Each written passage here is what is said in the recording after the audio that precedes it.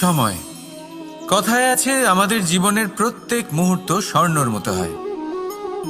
এবার হয় আমরা একে নিজেদের কাছে রাখতে পারি বা একে আমরা চলে যেতে দিতে পারি, কারণ এই ছোট ছোট মুহূর্তই আছে যা আমাদের জীবনকে গড়ে তোলে। এখন এই জীবন কেমন হবে তা আমাদের উপর নির্ভর করে।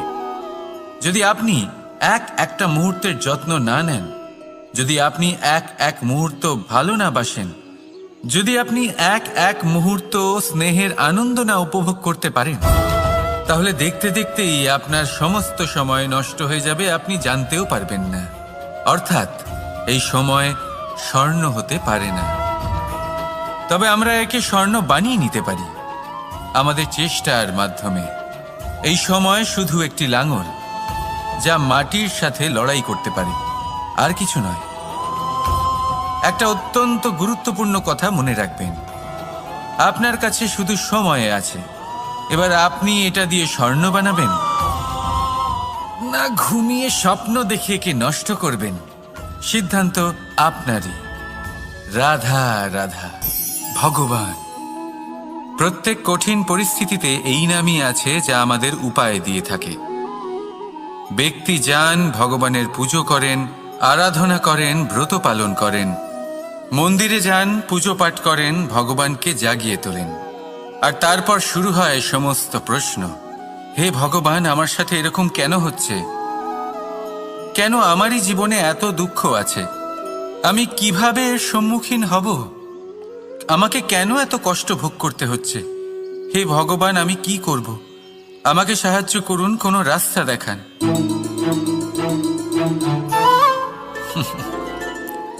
চলুন আমি আপনাকে একটা প্রশ্ন করি। মন্দিরে যাওয়ার চেষ্টা করার আগে আপনি কি জীবনে ততটা চেষ্টা করেছেন যতটা সেই সমস্যাকে দূর করার জন্য দরকার ছিল? দ্বিতীয় প্রশ্ন, ভগবানকে জাগানোর পূর্বে আপনি কি নিজেকে জাগিয়ে তুলেছেন? আপনি কি আলস্য ত্যাগ করেছেন? তৃতীয় প্রশ্ন, ভগবানকে জিজ্ঞাসা করার আগে আপনি কি নিজেকে জিজ্ঞাসা করেছেন যে আমি কেন এত অসফল হচ্ছি? যদি না করে থাকেন তাহলে সবার আগে এটা করুন। আপনি সমস্ত প্রশ্নের উত্তর পাবেন, সমস্ত বিপদের পরিত্রাণ পাবেন। অন্য কোথাও নয়, নিজের ভেতরে তাকিয়ে দেখুন। চেষ্টা করুন নিজেকে জাগিয়ে তোলার। আপনি সফল অবশ্যই হবেন, কারণ এই পরমাত্মা, ওই পরমেশ্বর, ওই পরব্রহ্ম আপনার মধ্যেই তো আছে। রাধা রাধা। নাম। জন্মগ্রহণের পর মানুষের জন্য এই নাম অত্যন্ত গুরুত্বপূর্ণ হয়। মাতা, পিতা, পুরোহিত সকলেই সেই অক্ষর খুঁজতে শুরু করেন যা দিয়ে আপনার নাম শুরু হবে।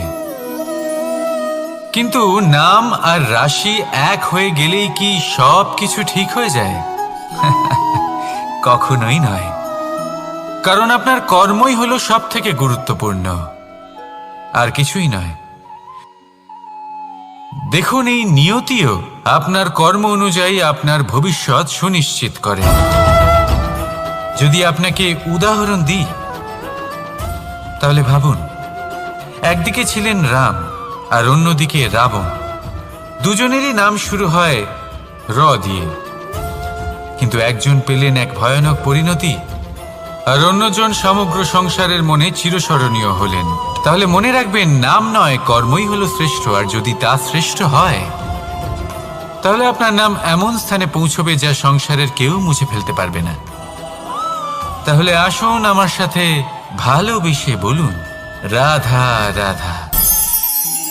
অনেক সময় যখন আমরা কর্ম করি, সাফল্য লাভ করি, কঠিন পরীক্ষায় উত্তীর্ণ হই, বড় কাজ করি, আমাদের মনে হয় এই সংসার আমাদের একটু প্রশংসা করুক, ভালো লাগে।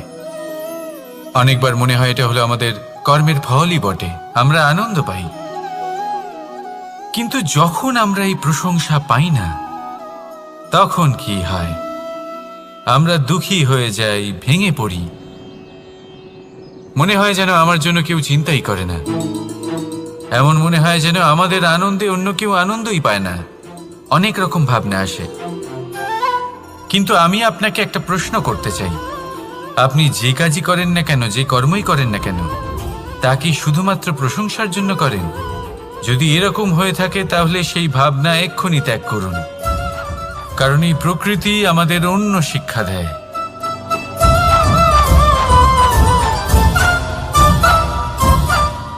এই ফুলকে দেখুন, এই যে ফুলের সুবাস, যা আমার মনকে উচ্ছ্বসিত করে তোলে, মনে শক্তির সঞ্চার করে, এই সুগন্ধ। কিন্তু ভেবে দেখুন, ফুলের কিন্তু এই কাজ করার জন্য কোনো প্রশংসারই প্রয়োজন হয় না। এটাই হলো প্রকৃতির শিক্ষা। যিনি সৎ হন, সৎকর্ম করেন, তার কোনো প্রশংসার প্রয়োজন হয় না, কারণ ওনার কর্মই হলো ওনার সুবাস। মনে রাখবেন, আতর নকল ফুলে দেওয়া হয়, প্রকৃত ফুলের তার কোনো প্রয়োজন হয় না। সেইভাবেই আপনিও কর্ম করতে থাকুন শুভ চিন্তা নিয়ে। এই মনকে সবসময় শান্ত রাখুন, স্বচ্ছ রাখুন। যদি এরকম করেন তাহলে আপনার কর্ম এমন সুবাস ছড়াবে যে আপনার জীবনে শুধু এবং শুধুমাত্র আনন্দই থাকবে। তাহলে এই আনন্দ সহকারে বলুন, রাধা রাধা। এই সংসারে এমন কোনো পর্বত নেই যা এতটাই উঁচু যে মানুষ তার শিখরে পৌঁছতে পারবে না, তাকে অতিক্রম করতে পারবে না। এই সংসারে এমন কোনো সাগর নেই যা কিনা এতটাই গভীর যেখানে মানুষ তার তলদেশে পৌঁছে ফিরে আসতে পারবে না। একটা ছোট্ট বরফের টুকরো পর্বতের শিখরে গলে গিয়ে বইতে থাকে, আর দেখতে দেখতেই তা মহানদী গঙ্গায় পরিবর্তিত হয়। এর কারণ কি? এর কারণ হলো প্রচেষ্টা, প্রারব্ধ নয়। এই প্রচেষ্টাই সুনিশ্চিত করে যে আপনার প্রারব্ধ কি হবে। এই সমস্ত কিছু হলো প্রচেষ্টা আর প্রারব্ধের খেলা। আপনার প্রচেষ্টা যেরকম হবে, আপনার প্রারব্ধ সেরকমই হবে। আর আপনার প্রচেষ্টা যদি উচ্চ মানের হয়, তাহলে প্রারব্ধকে আপনার সামনে নত হতেই হবে। কি বলেন? তাহলে আসুন আমার সাথে ভালোবেসে বলুন, রাধা রাধা। অনেক সময় মানুষ অতীতকে দেখেন আর তখন অহংবোধে পরিপূর্ণ হয়ে ওঠেন। কখনো বর্তমানের দিকে তাকান, ভবিষ্যতের দিকে তাকান আর পরিতৃপ্তিতে ভরে ওঠেন। কেন বুঝতে পারেন না একটা সহজ কথা? এই যে সৃষ্টি, এই সৃষ্টি হলো একটা বড় চক্র যা বারংবার আপনার কাছে ফিরে আসবেই। কঠিন থেকে কঠিনতর পরীক্ষায় আপনাকে নিযুক্ত করবে, যাতে আপনাকে উত্তীর্ণ হতেই হবে। যা কাল ছিল তা আজ নেই, এটা সবাই জানেন। যা আজ আছে তা হয়তো কাল থাকবে না, এটাও আপনাকে মেনে নিতে হবে, তাও আবার হাসি মুখে। শান্ত থাকতে শিখুন আর কখনোই মনের মধ্যে অহংকার উৎপন্ন হতে দেবেন না। হতে শিখুন সেই হিমবাহের মতো।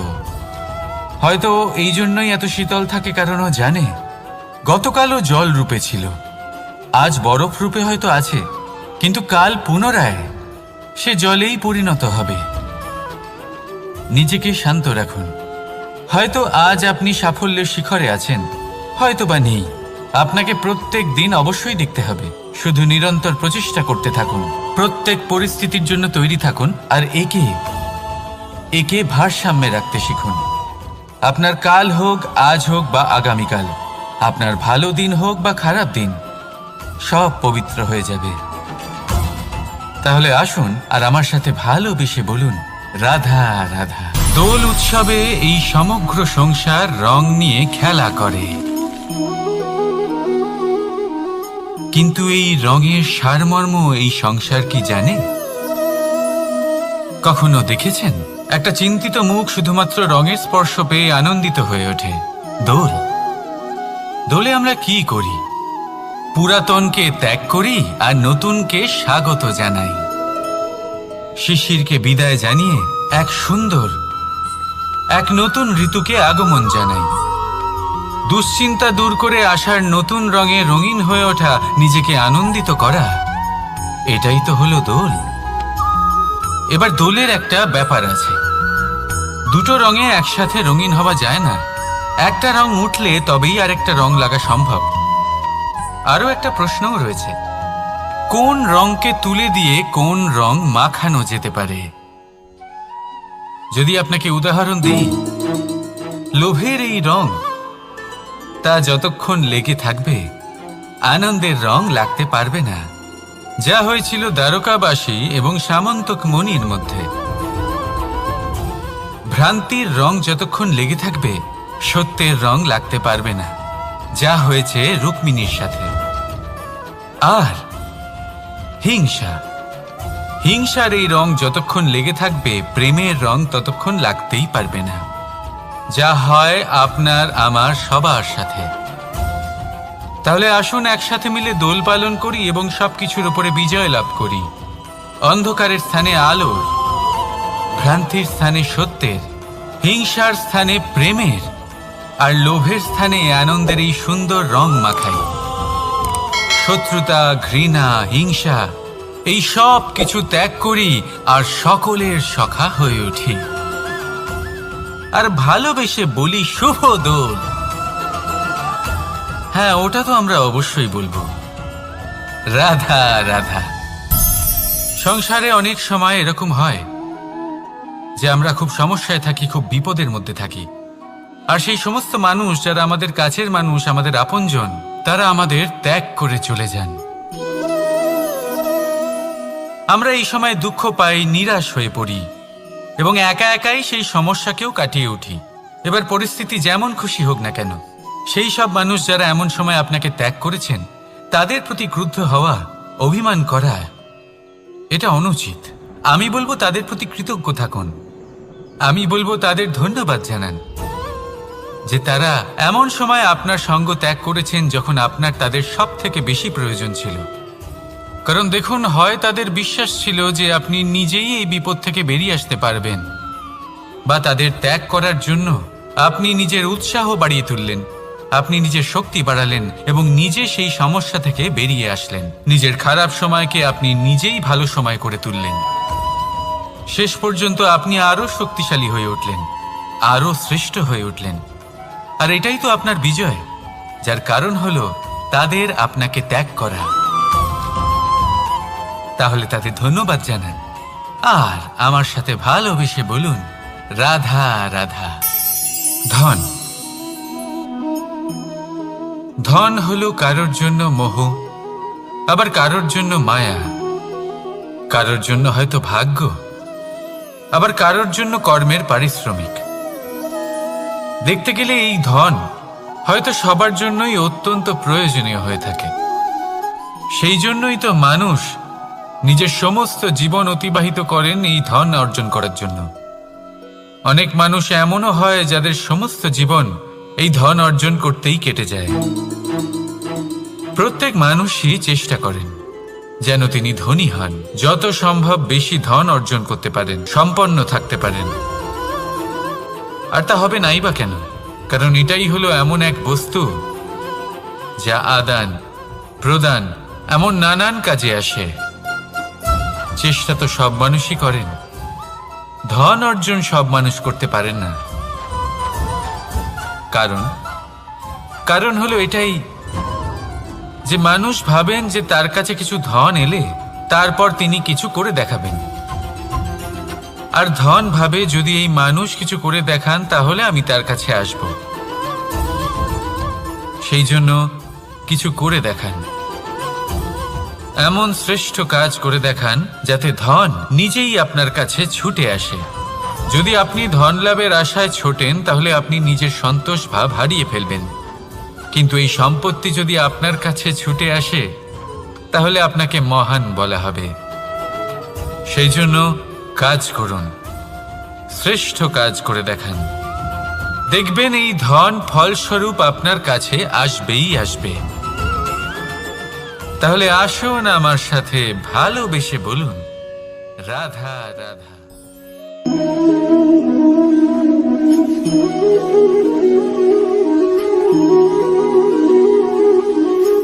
আমাদের এই বর্তমান আর ভবিষ্যৎকে সুন্দর করার উপায় কি? কেউ বলবেন আজ নিরন্তর পরিশ্রম করতে থাকো, কর্ম এবং চেষ্টা করতে থাকো। তার থেকেও বেশি গুরুত্বপূর্ণ কিছু আছে। বিগত অতীতের সাথে শান্তি স্থাপনা করা। কারণ অনেক সময় আপনার এই অতীত আপনাকে সামনে অগ্রসর হতেই দেয় না। আর অতীতের এই বিতৃষ্ণা যদি আপনি ভুলতে না পারেন, তাহলে বর্তমানের এই মিষ্টি সুখ আপনি কিভাবে উপভোগ করবেন, ভবিষ্যৎকে কিভাবে সুন্দর বানাবেন? তাই এই অতীতকে ভুলে যান, এর থেকে যা শিক্ষা প্রাপ্ত করার করে নিন, আর বর্তমান এবং ভবিষ্যৎকে আরো সুন্দর করে তুলুন। আর আমার সাথে ভালোবেসে বলুন, রাধা রাধা। জীবনে অনেক সময় আমরা সমস্যার জালে এমন ভাবে জড়িয়ে পড়ি যে আমরা বুঝতেই পারি না যে আমাদের কি করা উচিত, কার সাহায্য চাইবো, কার সাথে দেখা করব, বুঝতেই পারি না। অনেক সময় এমন হয় যে সমস্যা আমাদের থেকে শুরু হয় না, অন্য কারোর থেকে শুরু হয়। অনেক সময় এই সময় এমন খেলা খেলে যে আপনি সেই সমস্যায় ফেঁসে যান। কিন্তু সমস্যা যেখান থেকেই শুরু হোক না কেন, সেই সমস্যার সমাধান আপনাকে করতেই হবে। অনেক সময় মানুষ এমন বলেন, আমার অতীত এত বাজে, সেটা শুধরে কি হবে? এই ভুলটাই তারা করে বসেন। দেখুন, আগে যা হয়ে গেছে, যা শুধুই অতীত, যা সত্য তা কখনো বদলানো যাবে না। কিন্তু এটাও সত্যি যে এখন থেকে সামনের যে পথ, সেটাও আপনার হাতে রয়েছে। আপনি একে ভালোও বানাতে পারেন, খারাপও বানাতে পারেন। তাই আপনার এটা শুধরে নেওয়াই উচিত। কারণ মানুষ আসলে তার নিজের অতীতকে নয়, তার বর্তমানকে প্রভাবিত করতে পারে। এই বর্তমানই পরবর্তীকালে অতীত হবে, যা আপনি শুধরে নিতে পারেন। তাই আপনি সেই চেষ্টাই করুন, নিরন্তর চেষ্টা করুন। ধন্যাত্মক দৃষ্টিভঙ্গি নিয়ে নিজের বুদ্ধি প্রয়োগ করুন, সাহসের সদ্ব্যবহার করুন, যাতে আপনার আগামী সময় আপনি আরো ভালো করে তুলতে পারেন। আপনার সমাপ্তি আর সমাপ্তির পথে এই যাত্রা, তাকে আপনি সুখময় করে তুলতে পারেন। তাহলে এটাই করুন আর আমার সাথে ভালোবেসে বলুন, রাধা। মানুষের সবথেকে বড় শক্তি কি? তার বাহুবল, অর্জন করা ধন, নাকি তার পেছনে দাঁড়িয়ে থাকা তার সমর্থক বা প্রশংসকদের দল, নাকি ঈশ্বরের আশীর্বাদ? সেটা কি? মানুষের সবথেকে বড় শক্তি হলো একটাই, আর তা সকলের মধ্যে আছে। আর তা হলো তার নিজের অস্তিত্ব, যা অন্য কারোর মধ্যে নেই। সংসারে অনেক লোক রয়েছেন, কিন্তু কেউ আপনার মতো নন। এটা হলো আপনার শক্তি, এ হলো আপনার নিজস্ব শক্তি। দুর্ভাগ্যবশত বেশিরভাগ মানুষ এটা বুঝতে পারেন না, নিজের শক্তিকে চিনতে পারেন না। কিন্তু যদি আপনি চিনতে পারেন, তাহলে আপনি নিজের অন্তরে অনুভব করবেন একটা অসীম শক্তির অস্তিত্ব। যে সাফল্যের পথে আপনি চলছেন, আপনি দেখবেন যে এই সাফল্যের দ্বার নিজে থেকেই খুলে গেছে। শুধু প্রয়োজন হলো নিজের এই শক্তিকে চিনে নেবার, নিজের এই বিশেষত্বকে বোঝার। কারণ এই যে আপনার বিশেষত্ব, এ কোনোদিনও আপনার থেকে দূরে চলে যাবে না, চিরকাল আপনার সাথে জড়িত থাকবে। যদি আমি বাহুবলের কথা বলি,